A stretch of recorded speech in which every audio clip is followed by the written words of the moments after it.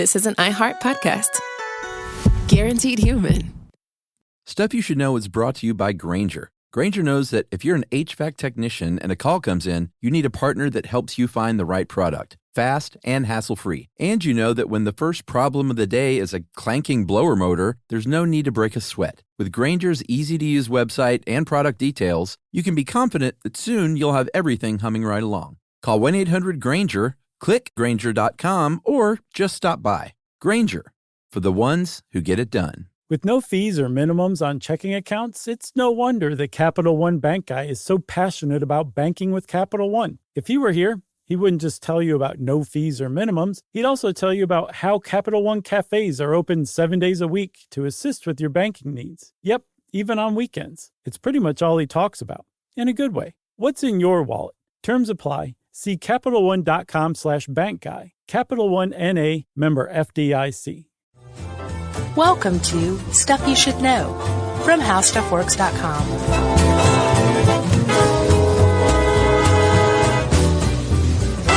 Hey, and welcome to the podcast. I'm Josh Clark, and there's Charles W. Chuck Bryant and Jerry, and it's Stuff You Should Know, the rodeo. Yeah. Ironically, I asked if we'd done a podcast on memory, and neither one of us could remember. Nope. And I'm looking it up on our site, and I don't see it anywhere. I gotta feel like... Which doesn't necessarily mean it doesn't exist. I know. It's tough now with 630, about 40 plus. Yeah, I mean, we'll delve into a subject, but it's not necessarily what the whole podcast is about. Yeah, yeah. Then every once in a while we come up with one of those stupid non-How X Works titles. Mm-hmm. So that just throws it off even further. Right. Like, we may have named it like a podcast to remember. Boom. Boom. Mnemonic device. Bitching. Yeah, we totally did one on memory. Yep. Wow, good job. Thank you. That was real time. I just worked it out. All right. Well, we're definitely going to go over memory some because you can't talk about amnesia without talking about memory. So we'll just, reinforce that. Right. Knowledge. I'm excited about this one. I thought it was pretty good. Amnesia is, sometimes it's like TV and movies, but not usually. It can be. Yeah. But yeah, that's a very rare case. So rare that whoever has that kind of amnesia gets to be the intro for our podcasts. Okay. Who? A guy named Clive Waring. Yeah, man, this dude. Yeah. I feel sorry for him. Did you see the cover of the book? He has this look on his face like, what are you doing? That's because he wakes up again every 20 seconds and goes, what just happened? Yeah, there's a poor man named Clive Waring. He's a musician and a musicologist, and he is the man with the world's poorest memory, which means Oliver Sacks sleeps on his couch. Yeah.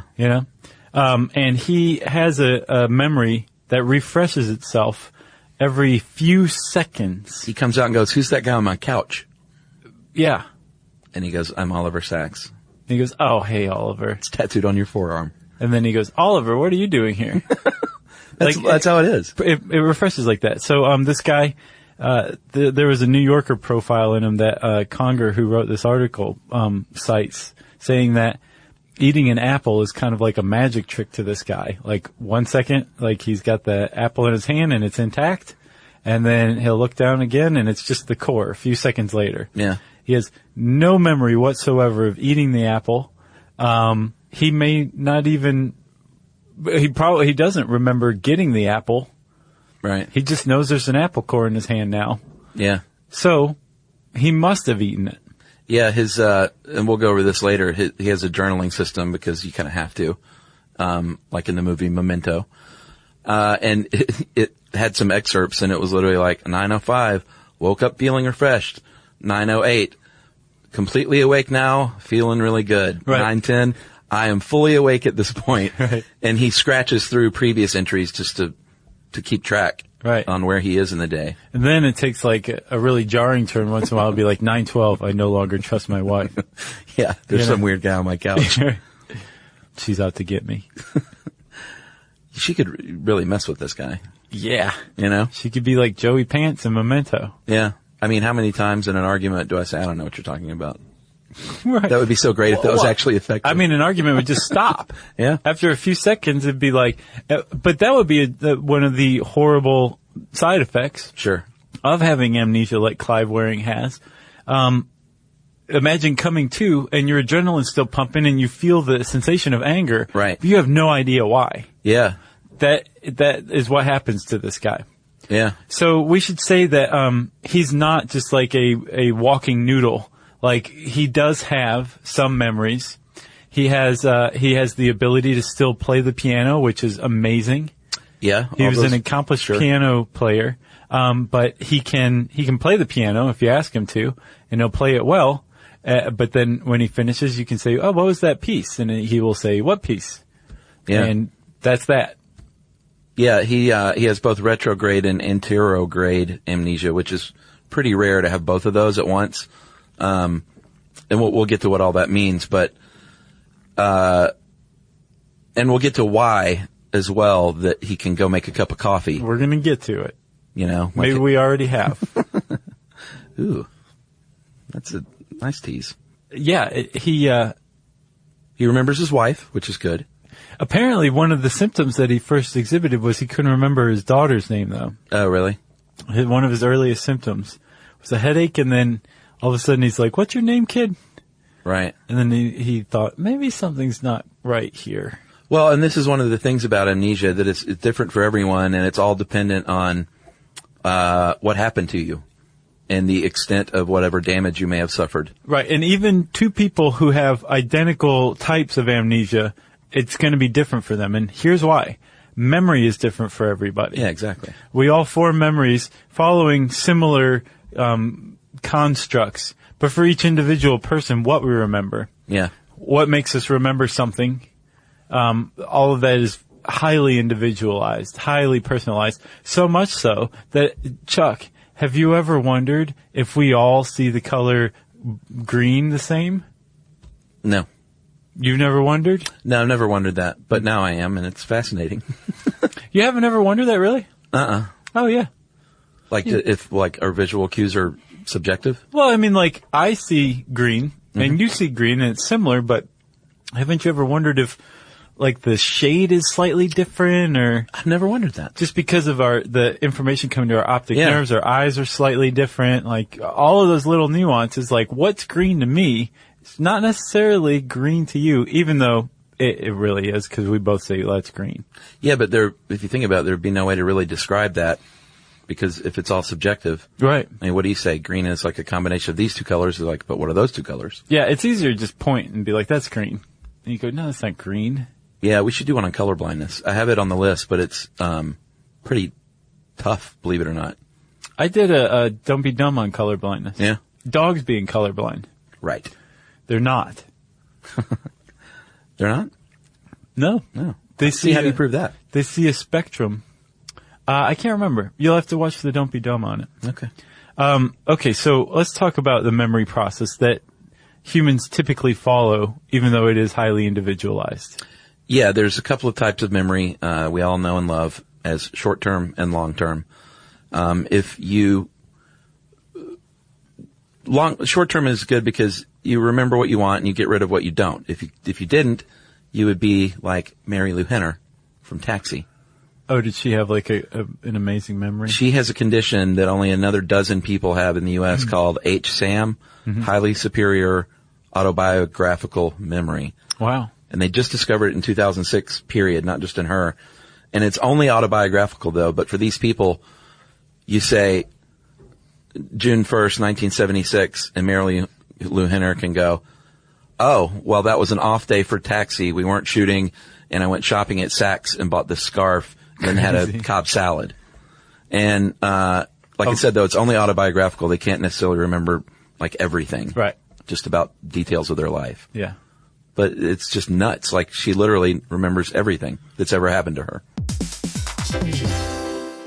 Work can be a little weird. One minute you're in a meeting that could have been an email. The next you're trying to decode corporate jargon that somehow means nothing. And don't even get us started on the quick sync that turns into a 45-minute deep dive. Yeah, well, the truth is figuring out your career isn't always straightforward. Whether you're trying to grow, pivot, or just stay relevant, it can feel like you're navigating it all on your own. Well, that's where LinkedIn comes in. That's right. LinkedIn can help you grow your career, helping you confidently navigate your path with insights, ideas, and inspiration from your professional community. You can stay up to date with the latest trends in your field, connect with people who get it, and discover opportunities tailored to your goals, your experience, and what actually matters to you. Whether you're looking for something new or just trying to grow where you are, LinkedIn gives you the tools and connections to move forward with confidence. Because LinkedIn is the network that works for you. Visit linkedin.com/know stuff to learn more. Mom, can I have Lingo Kids? Dad, Lingo Kids, please! When did we become the Lingo Kids house? No idea. Last week it was dinosaurs. This week it's... Lingo Kids! Why Lingo Kids? Because it's the best thing ever. We can play games with astronauts, wild animals, and superheroes. With more than 4,000 interactive games, songs, and shows, Lingo Kids is the #1 entertainment platform for young kids. So, no dinosaurs? And dinosaurs. Lingo Kids! Everything kids love. Download it for free. So that's cool. Yeah. That she remembers that Cobb salad because it was probably pretty good. It's pretty tough to screw up a Cobb salad. Yeah. Sax trip. That's fun. Yeah. So that's good. But if she had a low latent inhibition, where all of the things like the click of a light bulb turning on, Right. the buzzing from somebody's electric razor next door, the sound of water rushing, the look of everything, the feel of everything, all of that information was coming in and flooding her memory and asking for her attention. She'd go crazy. Yeah. Yeah. So one of the roles of short-term memory, specifically the hippocampus, is to say, keep that, throw that away, throw that away, throw that away. This one seems kind of important. Oh, this one has an emotion attached. We definitely need to keep that. Yeah. That's what's going on with short-term memory. Apparently, we keep about 7 pieces of information up to 30 seconds, which sounds to me like a statement that is going to be utterly debunked as ridiculous in 10 years when we understand memory more. But for the time being, that's our concept of short-term memory. It does seem sort of like a stab. Yeah. A stab at something. It's overly concise. Yeah. You know? Agreed. So that's short-term memory. And short-term memory is basically just holding immediate information in the front of your mind, figuratively and literally. Yeah. And if it's sorted into long-term memory. That's right. How we store memories, how we make memories, the first thing that happens is we have something called sensory memories. So you see you hear Josh pass gas, and you hear a sound, and you might smell something. You would not hear that. That's true. You're an SBD guy. Or let's say you see a strawberry, and you taste the strawberry, and you see what it looks like, that it's red, and you taste it, and you know it's tart. Right. Those are sensory memories, and our nerve cells detect that.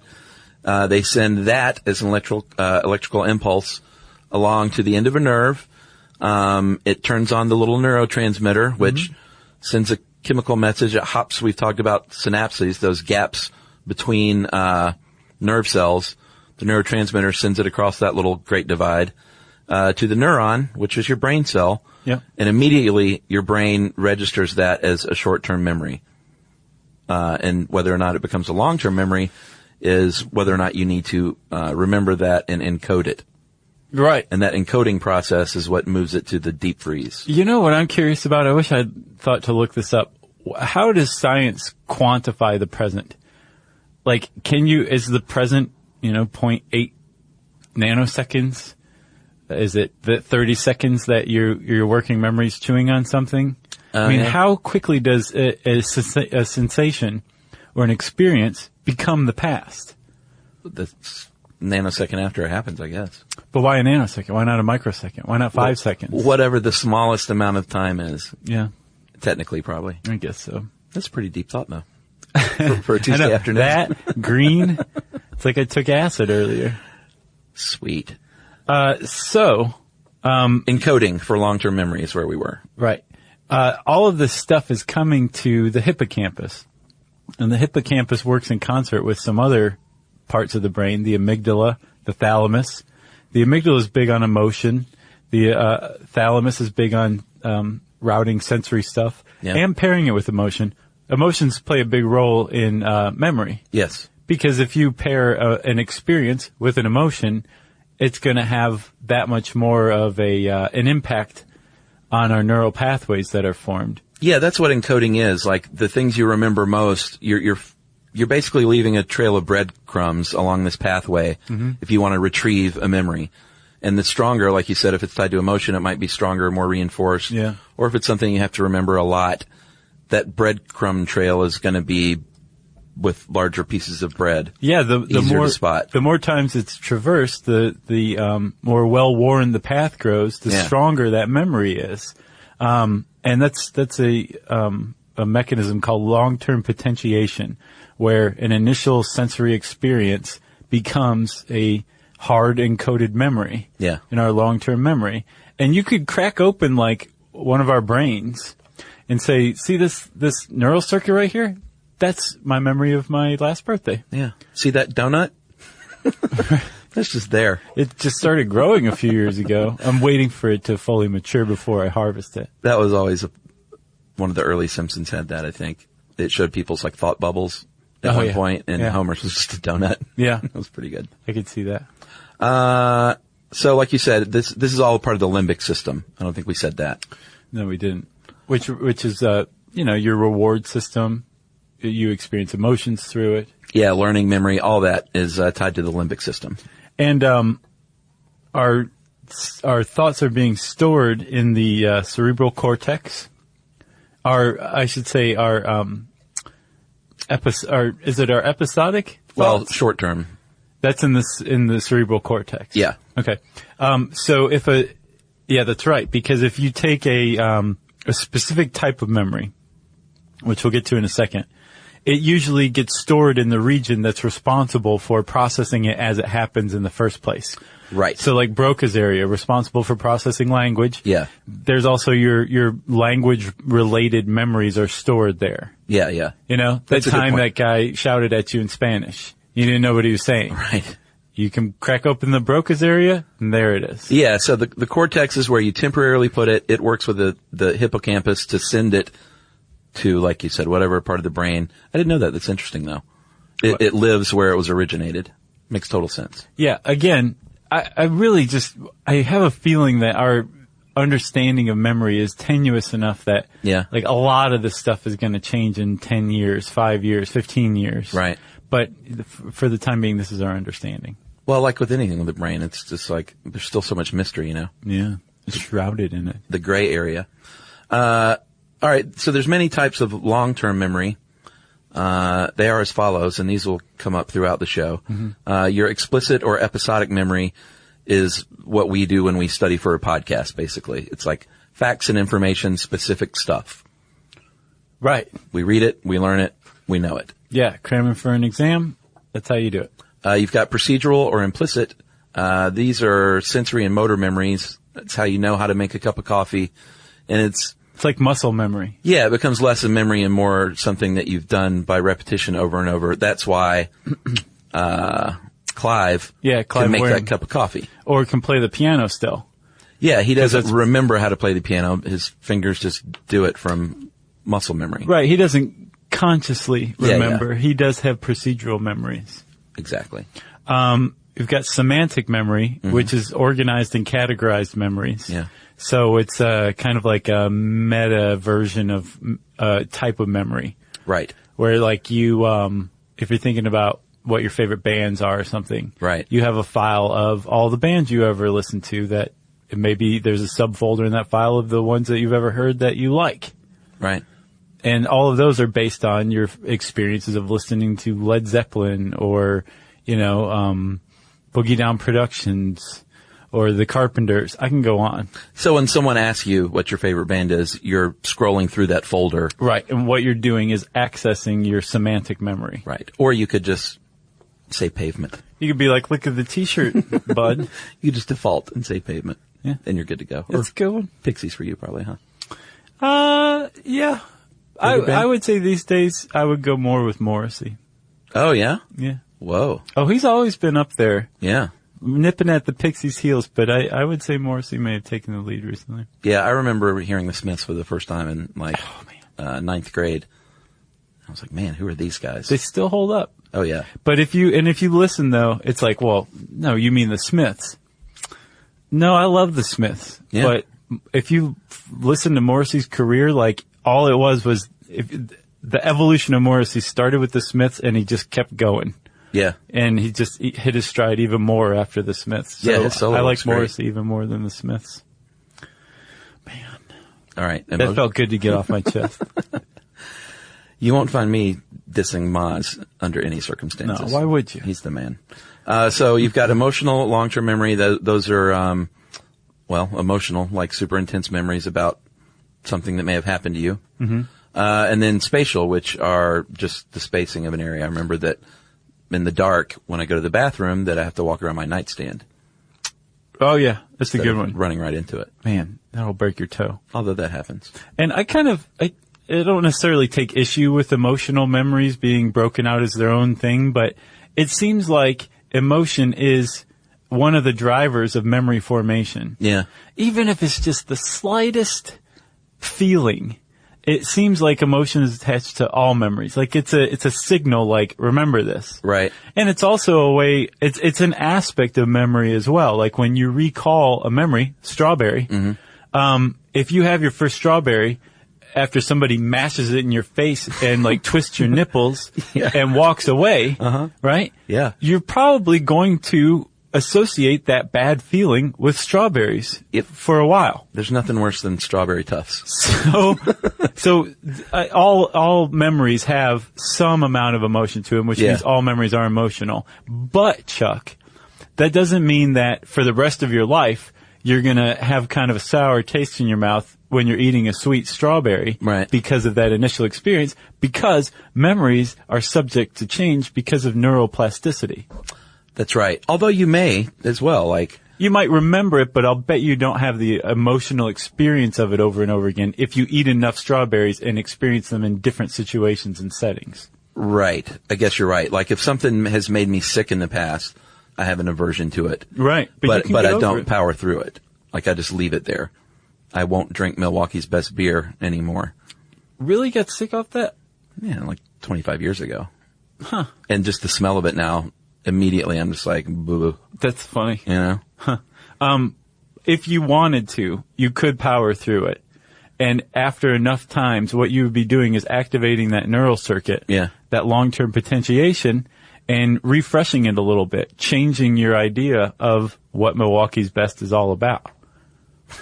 Boy, that's a commercial. Yeah. They should send us some beer and I'll get over it. There you go. But I won't get so drunk that I pass out and forget, because we'll get to that. That's a real thing. Yeah, it is. It's a kind of amnesia. It is, literally. You can get amnesia tonight if you want. No, thanks. I'm going to see Stephen Malkmus tonight. Full circle. You want to remember that.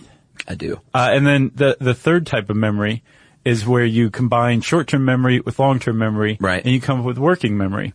One example I saw during research is when you're looking at a menu. You're going down a menu to decide what you want to eat. Mm-hmm. You're taking in that information from that menu. Yeah. And you're creating a little bit of an episodic stimulus in your short-term memory. Yeah. And then you're accessing your long-term memories, maybe from having pork chops before. Right. And you're comparing the two. That's your working memory. Okay. So that's a huge aspect of memory as well. And they think, as it stands right now, that it's basically a combination of short-term memory and long-term memory, mixing them together, and there you have your menu choice. And that's just your day-to-day kind of deciding things. Exactly. That's what your working memory is. Yeah. That's a very dumb way to say it, but you know what I mean. Your day-to-day. All right, so I guess we can talk about amnesia a little bit now, right? Yeah. Forgetfulness is good. It's not a bad thing to forget. You should remember the important things, but like we said, it frees up your brain of the stuff we don't need. And amnesia is nothing more than a really bad case of the forgets brought on by, it can be brought on by a lot of things, but a lot of time it's literally an injury to your brain. Yeah, well, that's neurological amnesia. Yeah, which is the first kind that we're talking about here. It can come on from a stroke. Yeah. It can come on from you just not having enough oxygen for a little while. Drugs. Yeah. Drugs can bring it on. Drugs can bring it on. Alcohol. Yeah. What else? Any like blunt force trauma. Yeah. Tumor. Electroconvulsive therapy. That was another good episode we did. Yeah. In the case of Clyde Waring, he had herpes encephalitis, a viral infection. That can do it. It destroyed basically cut the cord of the hippocampus and the cortex. Well, give him that analogy. That's a great analogy, the telephone cord. Yeah. And this is thanks to Kristen Conger, who wrote this. I don't know if we mentioned that. If your memory is a telephone, the hippocampus is the phone cord. And the synapses that we talked about are in the cortex. Those are the voicemail messages. So in his case, he had damage to his cortex, I believe, and the hippocampus, right? Yeah, he has one of the more severe versions of amnesia. So because the phone cord was cut in the hippocampus, that's why he has no ability to form any long-term memory, because there's just no pathway. Mm-hmm. And the voice messages are erased, essentially, because of the damage to the cortex. And there's no way they may be there still, but there's no way for him to access his voicemail account any longer. Right. So he has a really bad case of neurological amnesia. End analogy. I had Mr. Telephone Man in my head, that New Edition song. Oh, yeah. Yeah. The only way to get it out was to go listen to it. It worked, too. So when you dial your baby's number, you get a click every time? Mr. Telephone Man. It's a good song. It is a good song. New Edition was pretty good. Yeah. And, well, we've gone over Belle Biv DeVoe. When? Oh, I've dropped a couple of references over the years. Oh, yeah? That very few people notice. Were you a Belle Biv DeVoe fan? Sure. Okay. A little bit. I mean, that wasn't really my music, but... I'm a New Edition man myself. Gotcha. I was a big Bobby Brown guy. So, with this, with neurological amnesia, there is damage to the structure. Yeah. And it just shuts down the whole system, right? Yeah, it cuts that cord. And, we talked about all of the different ways you can get that. Yeah, and it can be, like we said, depending on how severe the injuries are. It's not always completely cut, but it just may be damaged. So you may have either really bad amnesia like Clyde Waring or maybe not so bad. Right. And neurological amnesia is very often permanent, but it's also very often stable unless it's associated with a degenerative brain disease. Right. It's usually like after whatever event happened to you, whatever you come to remembering, or maybe after you fully recover, after you hit that point where you're like, I don't remember anything else, or I can't form new memories after X number of minutes or seconds or whatever. Right. It's going to stay like that. And we'll talk about how people with amnesia navigate life in a little bit. Yeah. And we'll talk about the other type of amnesia, dissociative amnesia, right after this message.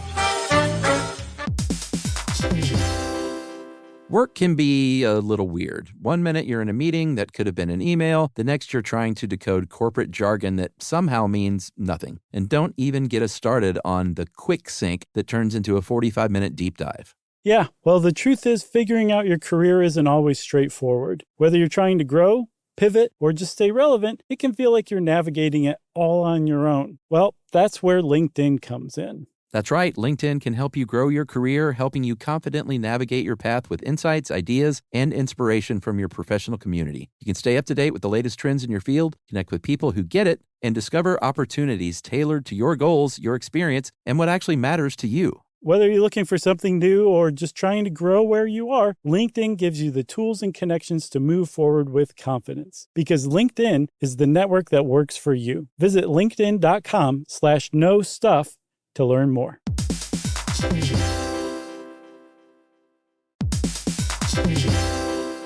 Every parent should know the car ride soundtrack. Are we there yet? How much longer? I'm bored. Well, if you're taking an extensive car ride anywhere and you've downloaded the Lingo Kids app prior to leaving the house, you may experience something strange, right, Chuck? That's right. You may experience silence from the back seat. Your kid may go an entire car ride without asking once if they were there yet. How about that? And by chance of miracle, they may even ask if you could drive longer. Yeah, that's the magic in Lingo Kids. Over 4,000 interactive games, songs, and shows, including their favorite Disney characters. It turns the longest drives into the easiest ones, and honestly, you won't understand why you didn't download it sooner. That's right. Lingo Kids is the #1 entertainment platform for young kids, and it's free to download. Or go Plus with the Lingo Kids subscription and unlock even more content your kids won't be able to get enough of. You can save up to 60% on the yearly plan. Just search Lingo Kids in the App Store or Google Play. Lingo Kids, everything kids love.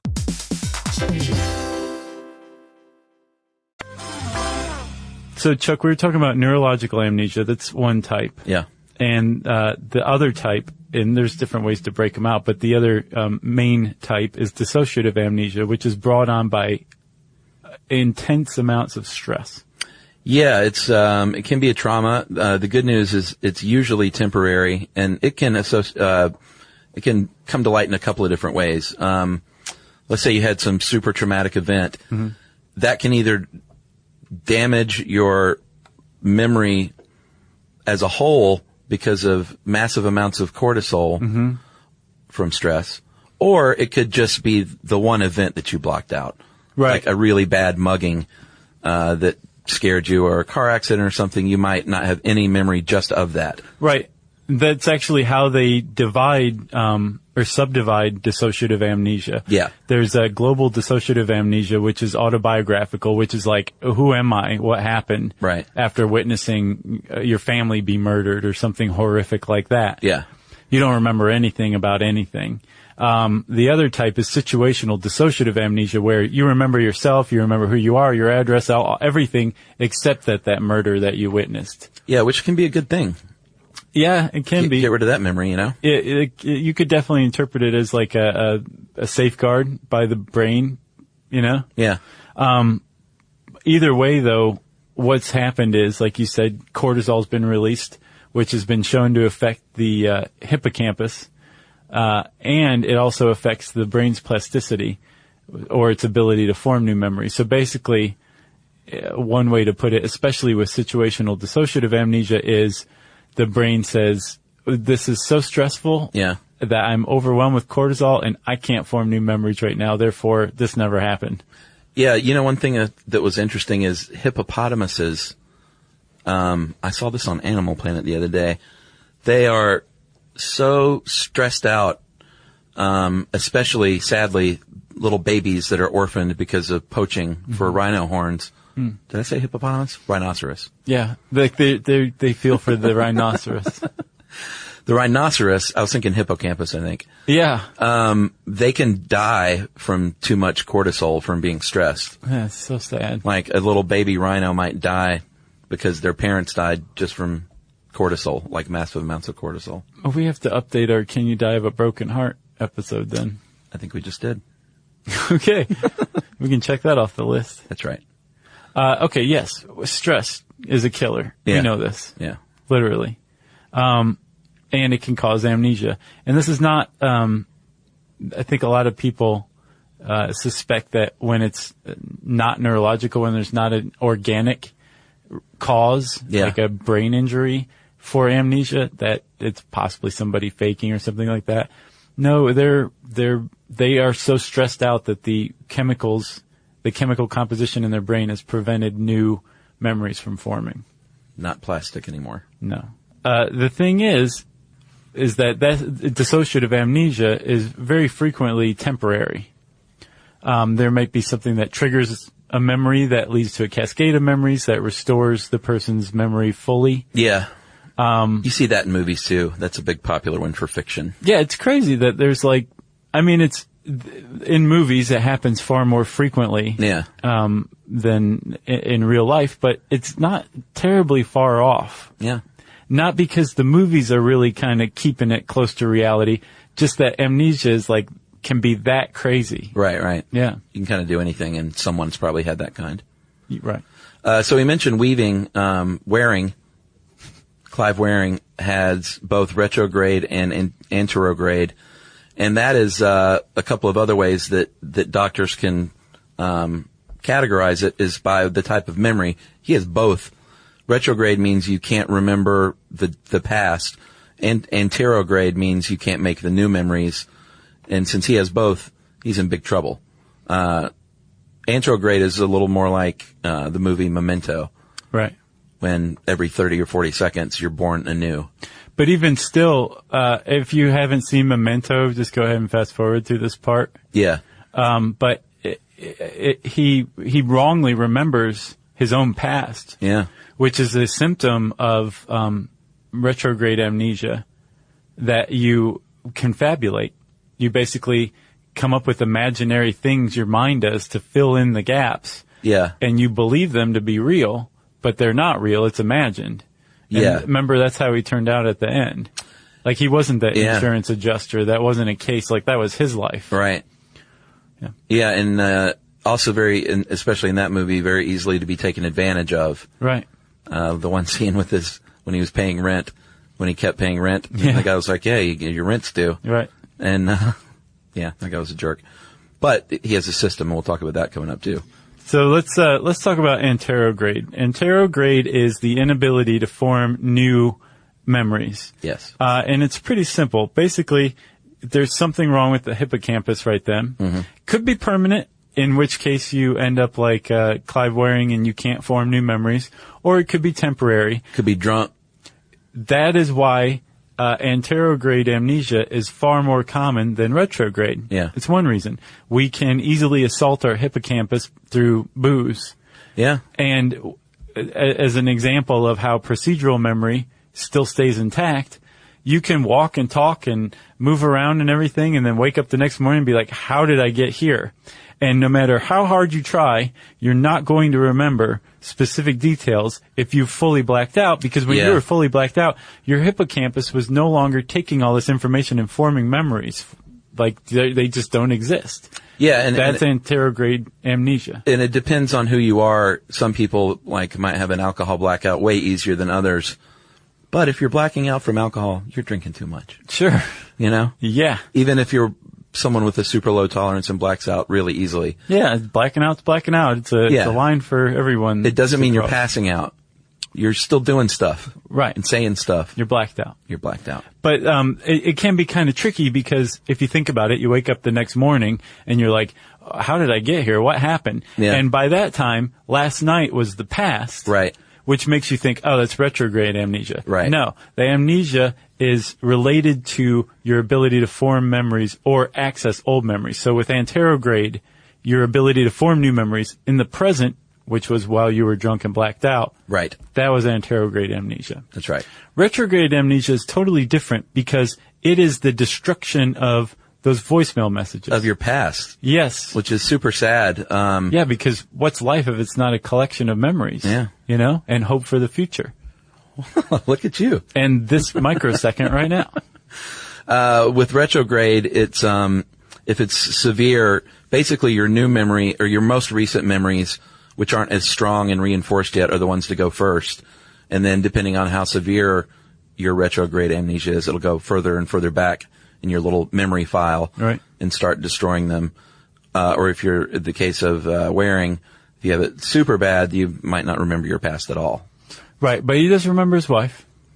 He does remember his wife. And that theory, or that is called, is that Ribot's law?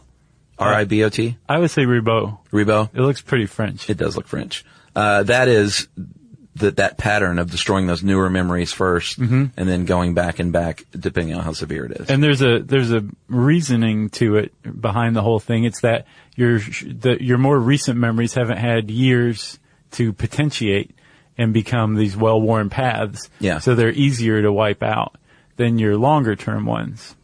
But it is totally different, retrograde amnesia, because it can attack those parts of your brain where those memories are stored.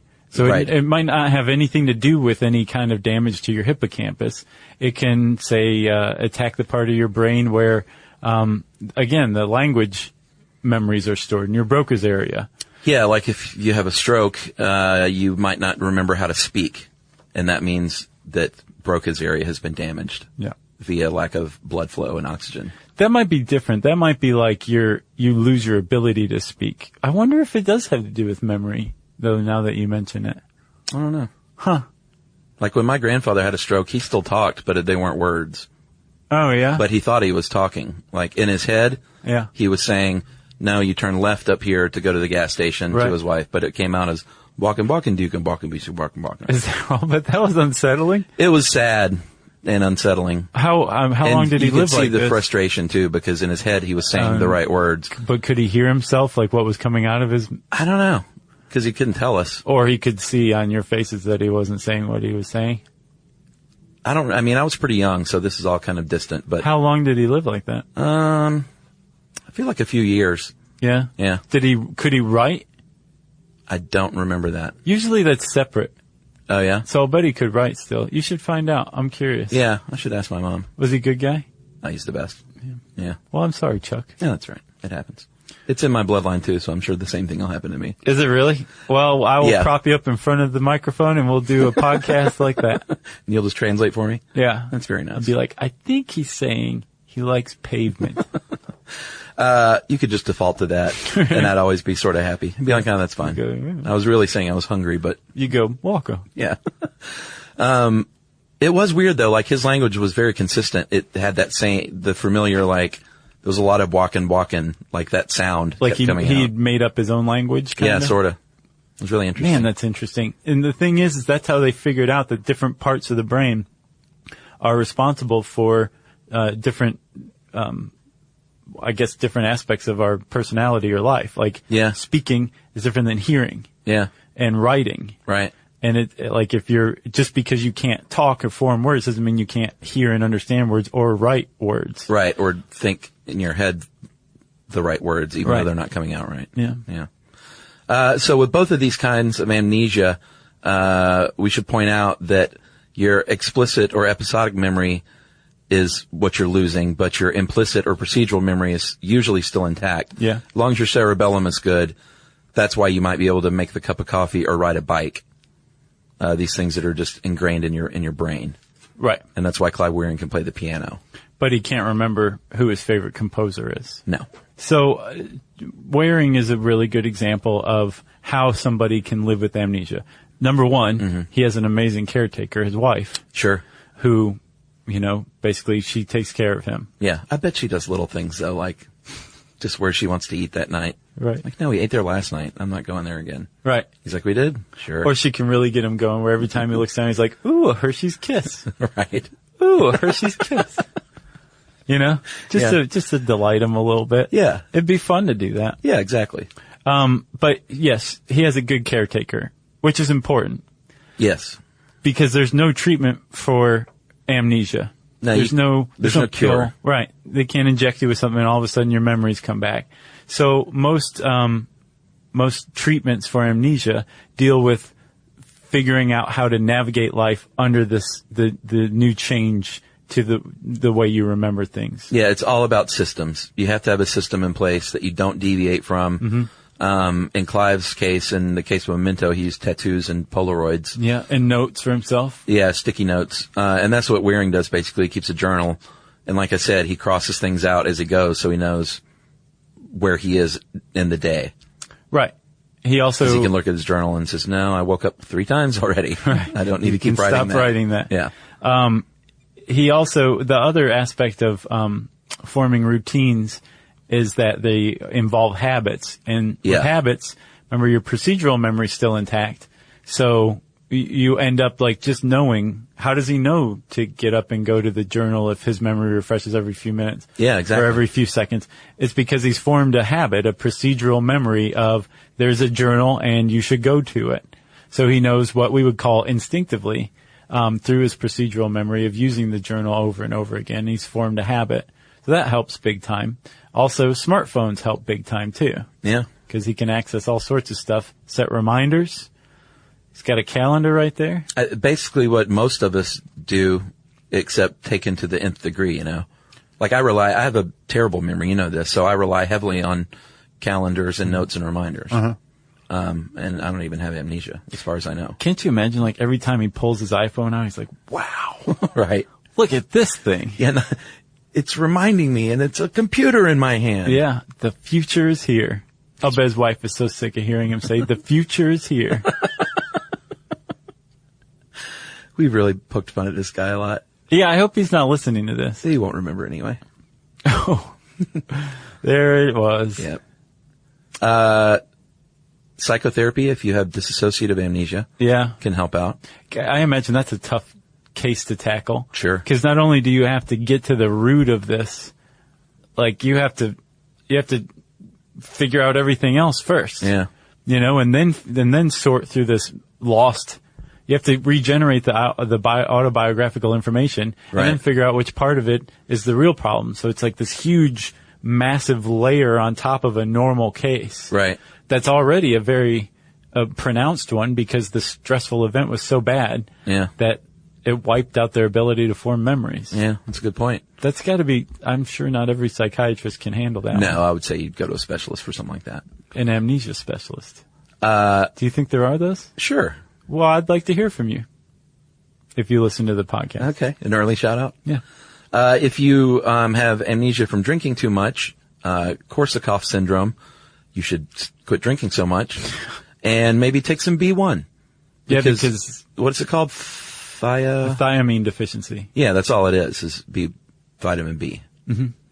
Don't you remember, you said that, I can't remember which episode it was, but we were talking about hardcore alcoholics degenerate, basically, physically, mentally. Yeah. That's that. Yeah. And part of it is a thiamine deficiency, which leads to amnesia, which can be treated by laying off the sauce and taking B1. It's so sad. Have you ever known someone that was truly like pickled themselves? No. It's sad. Especially when you know it's from drinking, you know? Sure. It's like a form of dementia, really. Yeah. From booze. Yeah. Oof. And I like to drink. You know, I'm not like poo-pooing the whole thing, but like when you're blacking out and forgetting things and getting the DTs. Yeah, that's bad news. I know that's obvious, but we should point that out because we have kids that listen to this. That's true. You know? All right. So Chuck, habits. I read another one. I wrote a review of a woman who wrote a memoir and she had amnesia, huge, big time amnesia. Was it short? No, but the first line is something like, everything you're about to read, I don't remember. It was told to me. Oh, wow. She was playing with her kid, and the kid, she was spinning him around, and I guess he knocked the ceiling fan loose, and it was like poorly installed, and it came down on her head, and it was like Gilligan's Island level amnesia. Like she gets bonked and forgets things immediately? Everything. Wow. Yes, she has like world-class amnesia, almost on a Clive Wearing level. And she wrote this memoir, and in it, she's basically saying like how she navigates through life with amnesia, and a lot of it is just faking it. Really? Yeah, she didn't lose her ability to pick up on social cues, so she can pick up on what's expected of her, and she can kind of guess. A lot of confabulation, probably. Yeah, she says she has no idea why people celebrate birthdays or holidays or anything, but she still does it because she realizes she's expected to. So it's not with her. Surely there probably is confabulation. Yeah. She doesn't believe what she's imagining. She's faking it. Oh, okay. And apparently she's so good at it that people forget she has amnesia. Right. But she's saying like, no, I really genuinely don't remember. I'm just good at making it seem like I do so I can fit in. That must be so weird and frustrating. That sounds pretty weird. Like if to have to sing happy birthday at a birthday party and she's like, they're singing this song. I know I'm supposed to do it, but I don't know why. Like, why do these people do this? Yeah. Wow. All right. So Chuck, you want to talk about, amnesia detection? Yeah. Which seems like, that person can't remember anything. They have amnesia. Or they just got hit on the head with a coconut. Right. Well, for Wearing, he had a headache. That was the first thing that happened. Yeah. The next thing that happened a couple of days later, like you said earlier, he couldn't remember his daughter's name. Right. So warning signs flashing at that point. And it really spiraled out of control from there in his case. Sometimes it's super obvious. Like you said, if you injure your head and you can't remember things, then you've got some form of amnesia. Can you recall your past events? Do you confabulate? And the difference between a confabulation and a lie, by the way, is there's intent with a lie. Right. This person dishonest intent. Like doesn't realize they're filling in the gaps with imagined stuff. Or if they do, they don't want to think about it. There's no malice involved. They're just trying to be normal. Right. You know? You might have tremors, or be uncoordinated. You might be confused and disoriented. Could be in a fugue state, which is where you're wandering around. Yeah, that's with the dissociative identity. That can be present for sure. You remember when John McCain entered that fugue state in the 2008 debate against Obama? Did you see that? Yeah. Man, I couldn't believe it. Even Obama was like, what is this guy doing? Yeah. He made that face, and I think he pointed his thumb off to the side. He went to a different place. Briefly. Fugue state. One thing you want to do is get a CAT scan or an MRI or both and see a doctor immediately, and find out what the heck's going on. Yeah. Like don't, if you can't remember things that you usually can, don't mess around. It could be a sign of early Alzheimer's. It could be a sign of mild cognitive impairment. They're both kinds of dementia. Yeah, which, don't want to mess around with that. You can get amnesia from those, or it can be a symptom of dementia. Yeah. But, dementia and amnesia are not one and the same. Yeah. So, Chuck, why don't you see people wearing prevent amnesia t-shirts on like a 5K run walk to fight amnesia? I don't know. Because there's no way to prevent it. Aside from maybe wearing a helmet when you're riding a bike. Sure. Avoiding trees with loose coconuts. Yeah. Doing what you can to prevent a stroke or cut down on your risk of stroke. Yeah. And steering clear of highly stressful events, apparently. Yeah. There's really not a lot you can do with amnesia. Yeah, it's bad luck is something. Pretty much. Something that happens to you that causes it. That's right. But, again, they're working on some treatments. There's no pill now, but they're working on treatments in the cutting edge field that's starting to yield possibly results that could be used to treat amnesia are studying fear extinction. Yeah. The opposite. They're trying to induce amnesia in PTSD patients, which I think we talked about this in our PTSD episode. I think so. If you've ever seen the movie Eternal Sunshine of the Spotless Mind. That was one of the greatest. Yeah. Was that on your top 100? No, and I actually had people say, how was that not on there? That was a good movie. It was a good movie. We'll call it 101. Okay. And in that movie, people would pay money to have certain, in the case of the movie, certain people removed from their mind. Right. Like a former girlfriend that was so painful you just wanted no trace of her in your memory. Yeah. But they are researching that at Ledoux Laboratory at NYU in New York. They did an experiment with rats where they would associate a sound with them being shocked, and they found that in adult rats, when they heard that sound, of course, they would freeze up like they were going to get shocked. But in baby rats, they didn't. And what they learned was after about 3 weeks of age, a sort of a molecular sheath would form around the cells in the amygdala. So they found a drug that would dissolve that sheath and basically leave it prone to manipulation. Replasticization? Yeah, and then they basically found that if that sheath is gone and dissolved, that they could erase fear memories, and the adult rats were not affected any longer by that sound, the buzzing sound. Yep. And they don't know about humans yet, but that's obviously why they're studying it. Well, they just don't want to learn about rats and their memory. Right. We know a pretty decent amount of human and memory formation, thanks to a specific patient named, for many, many years, until just a couple of years ago, he was known only as HM. Yeah. And he was a man who, now that he's died, his identity has been revealed as Henry Mollison. Yeah. He was a lot like Clive Waring. His memory didn't refresh quite as frequently, but he was the initial memory patient. Yeah, he was had a bike wreck when he was a kid and was epileptic from then on. And those seizures, to relieve those seizures, they removed part of his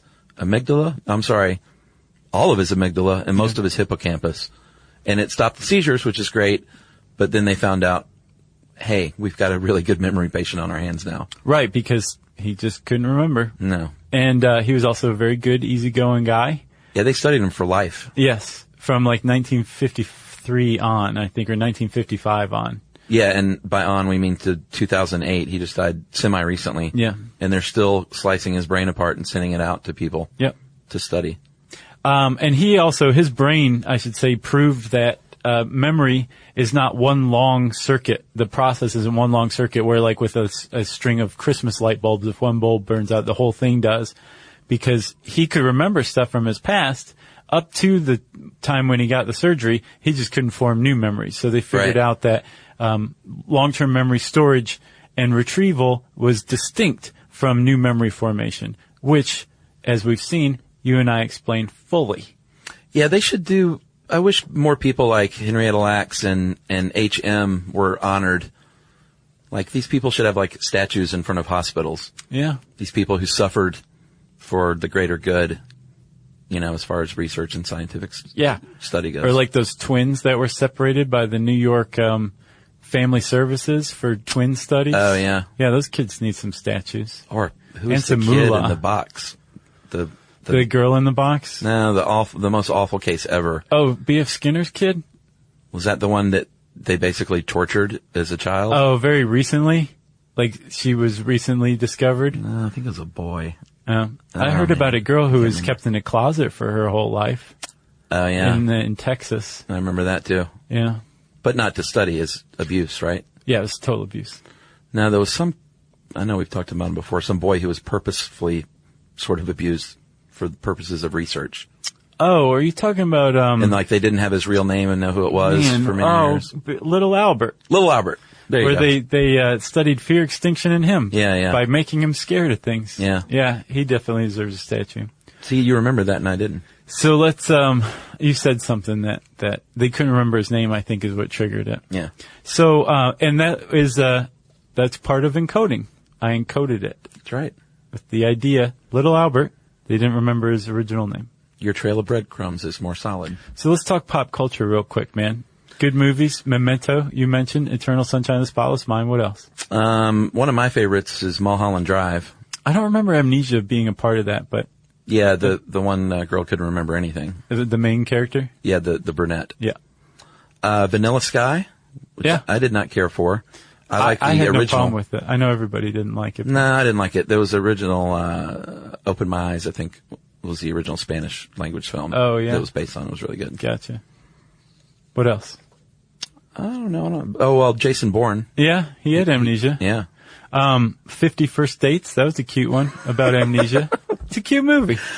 I didn't see it. And if you should see it. Okay. And if you reverse your perspective a little bit, Groundhog Day, where Bill Murray has a tremendously excellent memory and everyone else has amnesia every day. And I think this is a great time to acknowledge the great, great Harold Ramis. Yeah. Of Groundhog Day and Stripes and Animal House and Caddyshack and Ghostbusters. And Ghostbusters. Yeah. Yeah. What a loss. He defined comedy for our generation. And he died at 69, which is so young. So young. Yeah. And Chuck, there's no way we could do an amnesia episode without mentioning Benjamin Kyle. You remember him? He was found in 2004 in a dumpster, naked and unconscious in Richmond Hill, Georgia. What? And we've talked about him before in like one of those 1 minute BS things. Oh, yeah. And he cannot remember anything. He has complete autobiographical, episodic amnesia, retrograde amnesia. Yeah. And nothing is helping. They've put him on NPR, they've put him on CNN, they put him on ABC, they've put him on news channel. They've done stories on him around the world. He has a website called Finding Benjamin, BenjaMan.com. And they want to figure out who this guy is. He wants to know who he is.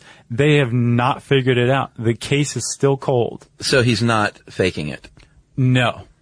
If he's faking it, he has totally given himself over to the idea that he will never be found out because he has put himself out there.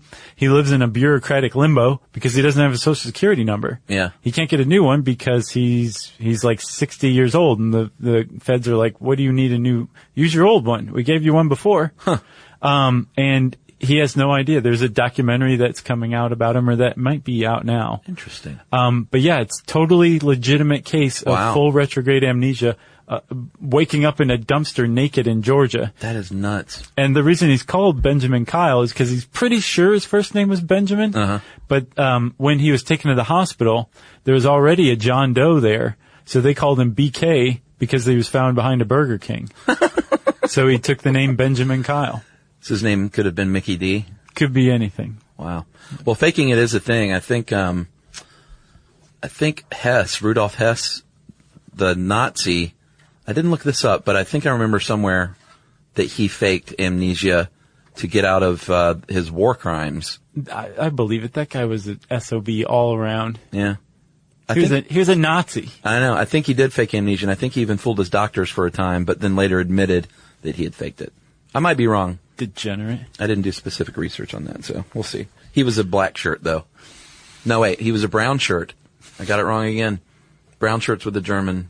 Black shirts were Italian. Okay. All right. Well, that's Amnesia. You got anything else? No, sir. Man, if you want to read more about it, you should type Amnesia into the search bar at howstuffworks.com, and it will bring up this article. Since I said search bar, it's time for listener mail. This is from a termite expert. He was a pest control operator for 7.5 years and on the board of the New York State Pest Management Association. Wow, that's high up. Hey, guys, when you talked about a termiticide treatment, you stated it is injected into the colony. This isn't quite right. Could be misleading to the average homeowner. It makes them think that the colony will be killed off. What really happens is that termiticide is injected to form a barrier on a few inches of treated soil around the foundation of the house. When termites come into contact with it, they shortly die. Eventually, the colony realizes something is wrong and send out alarm pheromones for the others to avoid it. As to the bait, you'd stated it might leach into the soil. This makes for good radio or podcasting. But again, it's an alarm to the homeowner that's not necessarily true. Bait is solid and small, and it will not leach. But it will explode. When I was in the business, there were two types of bait. The first was a poison, like bait for mice you put in your home. We didn't use that, but that's about it and simple to understand. The idea is hopefully they will realize something is wrong and not come back. The second type of bait, which we used, interfered with the molting process. You could actually see them turn a milky white. As young termites could not grow, the colony died as a nation would die if no new children were born, like the movie Children of Men. Man, that's a good movie. This program was the only one at the time that would eliminate a colony. I hate to nitpick. You guys run a good show, and I just want to see it done right. And that is from Sean Duffy of Pittsburgh. A termite expert who likes to pick nits. Hey. Thanks, Sean. Right? Yeah. We appreciate that, actually. I'm just teasing. If you want to tell us something we misstated, slightly or otherwise, you can let us know. Join us on Twitter at SYSK Podcast is our handle. Join us on Facebook.com/StuffYouShouldKnow. Send us an email to StuffPodcast@Discovery.com. Check out our YouTube channel. Just search Josh and Chuck. And as always, join us at our home on the web, the luxurious estate, StuffYouShouldKnow.com.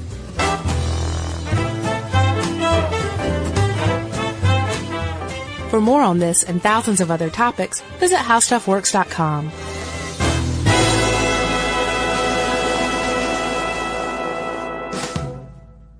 Introducing the all-new Mazda CX-5, featuring more connection. Hey Google, where's the nearest Pilates class? Safety that has your back. More discovery on the scenic routes. More passion in the details. And more control in changing weather. The all-new Mazda CX-5. More to move every side of you. See it in 5 films at MazdaUSA.com/5sides. Google is a trademark of Google LLC. Sequences shortened and simulated. You know, you could be adored by everyone and still completely ignored by your cat. Trust me, I know. But if you feed your cat Sheba, you can go from being ignored to truly adored in 12 days guaranteed or your money back. Sheba has a full menu of products, appetizers, entrees, treats, even a kitten's menu. It's so cute, so Sheba has a product for even the pickiest eater. Like Sheba Puree, it's made with bone broth, they are chef-inspired flavors, it's got a smooth and creamy texture that cats love, and contains no corn, wheat, soy, or artificial flavors. It's food that your cat's gonna love. To learn more, check out Sheba.com. That's SHEBA.com. This is an iHeart podcast. Guaranteed human.